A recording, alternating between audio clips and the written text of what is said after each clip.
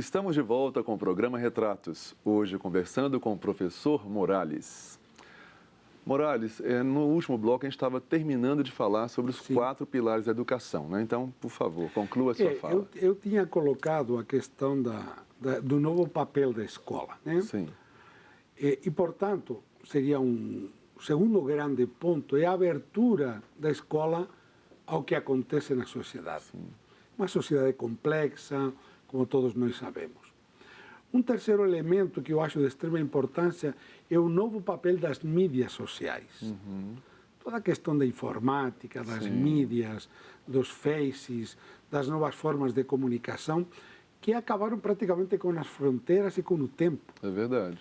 Tempo e espaço foram para o espaço. Não é? E um quarto elemento que eu acho importantíssimo, além do papel acadêmico da escola, que evidentemente deve estar atenta aos novos movimentos pedagógicos, é o papel do resgate da humanização e da espiritualização dos nossos alunos. E aí Estamos carentes dessas questões carentes. E dos valores. Temos que resgatar qual é o carisma daquela instituição, qual é o carisma da própria educação católica. Então eu acho que, claro, poderíamos falar de outros muitos pilares, mas esses eu acho que são os fundamentais. Essenciais, né?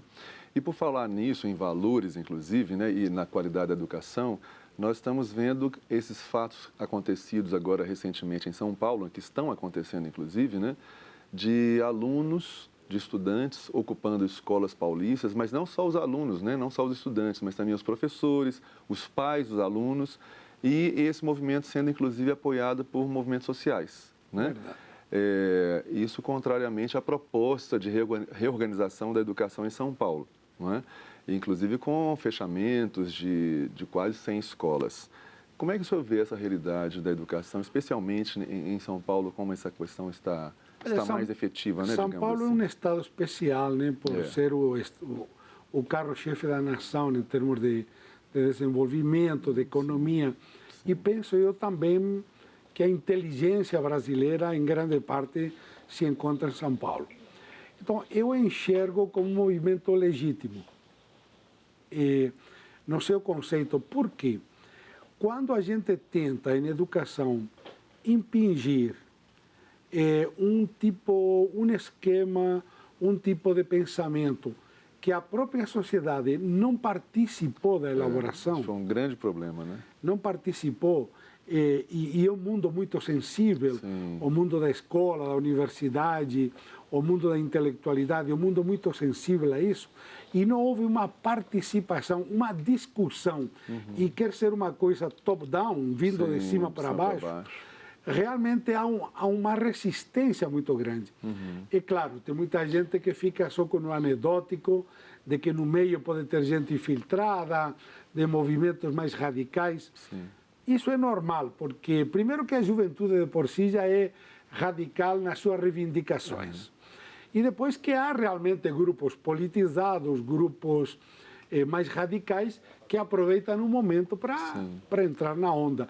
Mas eu considero o movimento em si legítimo. A educação, as reformas educacionais devem ser discutidas com os movimentos sociais, com os movimentos intelectuais, com os seus representantes, representantes da UBE, representantes de estudantes, para que seja uma coisa dialogada e que realmente atenda ao que a sociedade precisa. Ou seja, uma discussão que democratize o ensino e que os pontos de vista possam ser avaliados de uma maneira com a construção coletiva. Mas se houvesse isso, realmente, provavelmente, não teria esse tipo de repercussão. Ou teria sido muito minimizada. Menor, exatamente. Como nós falamos de alguns problemas da educação brasileira, eu me lembro que recentemente, num evento em que o ministro da Cultura, né, o Juca Ferreira, estava presente, ele fez uma declaração em que ele dizia se sentir muito envergonhado pelo fato de o Brasil não dar muita importância à leitura. E ele citou que o Brasil é uma das maiores economias do mundo, tem, infelizmente, amarga, infelizmente, um dos mais baixos índices de leitura per capita por ano. E apontou o índice, menos de 2 livros por ano por pessoa no Brasil. Não é? O que você acha, o que você avalia dessa situação? E quais as ações você acha que poderiam ser implantadas para poder, pelo menos, minimizar esse cenário tão negativo? Olha, eu acho que é uma situação triste e de difícil solução a curto prazo. Sim. Aliás, nada da educação é rápido, né? Não é. Você falou, por exemplo, Portugal me parece que são 9 livros por ano a média, na Espanha 12, na França chega quase a 20, na Alemanha 22, 23. Então, realmente, o Brasil é muito menos do que, por exemplo, no Chile, sim, ou na Argentina, Uruguai, que são países muito mais versados, não é? O tema da leitura, eu tenho a impressão que é um tema de cultura, ele vem junto. Sim. O Brasil, desde os primórdios, eu me referiria mais aos anos 50, com o surgimento da televisão. A televisão se implantou no Brasil de uma forma tão avassaladora que hoje devemos ser um dos países que mais horas per capita nós perdemos na leitura, mas ganhamos na televisão. Agora, se a televisão tivesse realmente uma qualidade superior, né? Poderia ajudar. A televisão é o seguinte, você se situa na frente de um aparelho que não te interpela. Sim. Não exige respostas tuas. Porque a sua posição é muito passiva, né? Muito passiva. Na leitura, você é obrigado a entender o texto, o contexto, interpretar, sonhar, você imagina, né? Você cria situações, você critica, você avalia, você analisa. Então, é um exercício muito mais fecundo, sim, para a cabeça e, ao final das contas, para a sociedade, para a própria pessoa, do que ficar assistindo passivamente se o sujeito dá um tiro, ou sim, faz um gol, ou se está traindo com a mulher do vizinho, como nas novelas. Verdade. Mas o povo brasileiro foi muito manipulado pela ditadura, os anos, um pouquinho antes da ditadura, mas nos anos de chumbo, principalmente, terminou praticamente esse movimento intelectual que o Brasil tinha. Com os exílios, com o silenciamento da nossa inteligência, do pessoal de ponta, tanto na música, nas artes, na leitura. As perseguições então, eu acho que um resgate da leitura, primeiro, exige um barateamento do preço da leitura, dos livros. Sim. Segundo, um investimento maciço no convencimento nas escolas, fora das escolas, de que a leitura faz bem. Sim. Terceiro, um convencimento familiar. Eu sempre pergunto, é interessante, eu pergunto em reuniões de pais no colégio, quem tem mais cervejas e litros de álcool em casa do que livros?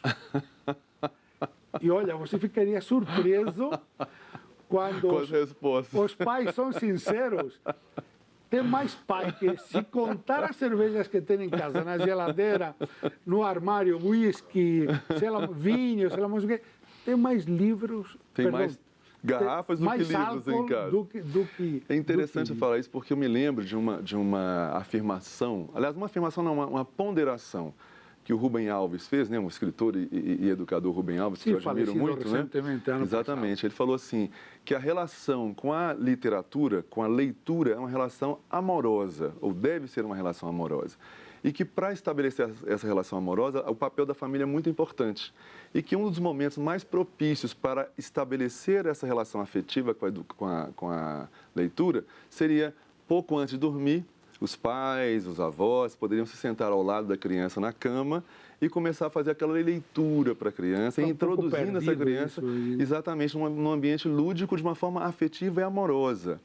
Inclusive, eu me lembro, quando criança, minha avó materna, a minha avó Nair, ela fez isso muito comigo. Ela ou cantava músicas populares e do folclore brasileiro para eu dormir, ou ela contava histórias. E isso abriu em mim um interesse enorme, despertou em mim um interesse enorme pela leitura, pelas histórias e pelo mundo mágico. Hoje a criança dorme com o... Pois é.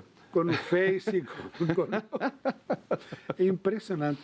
Realmente essa relação com o livro... Te colocar um exemplo. Você está com um grupo de pessoas assistindo um jogo... Não vou falar Brasil-Alemanha, vamos falar... Nossa, vamos esquecer desse episódio. Vamos falar Rússia-Brasil. Melhor. Brasil jogando na Rússia, ou em Londres. Sim, sim. pessoa não precisa saber onde fica Londres, qual é a língua que se fala, qual é o modelo de país. Ele está assistindo pura e simplesmente, atemporalmente, acriticamente, espacialmente, com o espaço totalmente fora de órbita, enquanto com o livro você não consegue fazer isso. No livro você vai ler o que é a Rússia, o que é Londres, onde que está, e você vai elaborar isso, você vai se imaginar. Então, o livro realmente ele cria uma relação totalmente afetiva. Você carrega ele, você cuida dele, dobra ele, põe na sua pasta, leva para algum lugar, guarda na sua estanteria. É totalmente diferente a relação. Então, eu acho que o Brasil tem um caminho árduo e fundamental de resgate da leitura, se quisermos realmente ser uma grande nação, não só econômica, porque a economia só de por si não gera cidadãos mais críticos, está aí a olhos vistos. Né? A economia não transforma as pessoas, né? É porque é uma coisa muito externa. Muitas vezes né? se emburrece, né? Exatamente, exatamente. E por falar em educação que transforma, não é? Que tem esse poder de transformação, eu queria começar a abordar uma questão muito pessoal sua, que é justamente você nasceu na Espanha, não é? Sim. E de uma família humilde, né? O seu pai era enfermeiro, sua mãe dona de casa. E aos 10 anos, muito cedo, inclusive, você decidiu já o seu destino, não né? decidi, não. Me levaram. Me levaram lá para o seminário. Estudar para se tornar um padre, não é isso? Aí fala um pouco sobre essa questão. Se a decisão não foi sua, como é que foi decidido isso? Realmente eu nasci em Madrid, mas meu pai era enfermeiro. Com poucos meses ele foi transferido para uma cidadezinha de 1.500 habitantes, a 90 quilômetros de Madrid. Meu pai era canário, era das ilhas. Sim, das Ilhas Canárias. Ele tinha vindo para a Guerra Civil Espanhola com 15 anos. Ele lutou na Guerra Civil, esteve nas grandes batalhas, em Teruel, a Batalha del Ebro, enfim. E nós éramos 7 irmãos, uma família numerosa, e eu realmente era um menino de cidade do interior, arteiro. E um dia passaram... Parece que foi realmente deu muito trabalho para sua família. Um dia passaram pela escola uns padres, me lembro que eram capuchinhos, né, em português, Sim. e recrutando seminaristas. Foram lá na escola, falaram, e eu não fiquei muito atraído com eles, mas uns meses depois passaram uns agostinianos. Era costume na época na Espanha 2 ou 3 padres percorrerem as aldeias, as cidadezinhas, convidando. E qual era o chamariz? Olha, você no seminário vai estudar de graça, tem piscina, tem campos de futebol. Comida boa. Na época, meus pais pagavam... Grandes atrativos. Pagavam por isso tudo 100 pesetas da época. Poderia corresponder hoje a 10, 15 reais. Então, qualquer família, por humilde que fosse. Podia. E então, esse foi um pouco o atrativo de conhecer uma cidade maior, sair da aldeia. Então, nós vamos interromper de novo essa conversa, no calor da conversa, né? Dessas revelações todas, para mais um breve intervalo. E logo, logo voltamos, continuando essa história de vida agora do professor Morales, ainda lá na Espanha. Não saiam daí, a gente volta já já.